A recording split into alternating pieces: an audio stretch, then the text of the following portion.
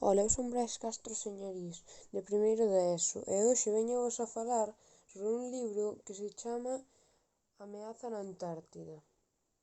Este libro trata sobre dous rapaces orfos que un día encontran un rastro de peces mortos polo río.